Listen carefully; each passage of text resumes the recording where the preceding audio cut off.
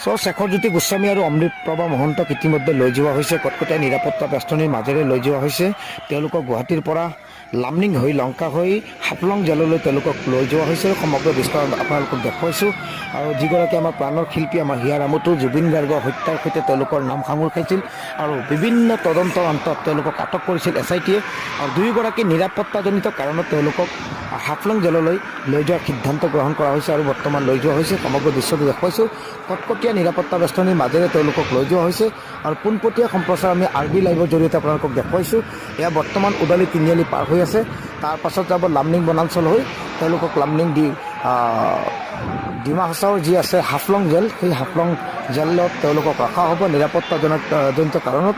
আৰু এই মুহূৰ্তত আপোনালোকে যদি ভিডিঅ'টো চাই আছে আপোনালোকে সকলোৱে শ্বেয়াৰ কৰি দিয়ক, এটা শ্বেয়াৰ কৰক, সকলোকে দেখুৱাই দিয়ক যে আজি তেওঁলোকৰ ন্যায়িক যি 14 দিনৰ জিম্মা আছিল 14 দিনৰ ন্যায়িক জিম্মা অন্ত পৰিছে আৰু SIT-য়ে কটকটীয়া নিৰাপত্তা বেষ্টনীৰ মাজেৰে তেওঁলোকক ইতিমধ্যে হাফলং জেললৈ প্ৰেৰণ কৰাৰ কাৰণে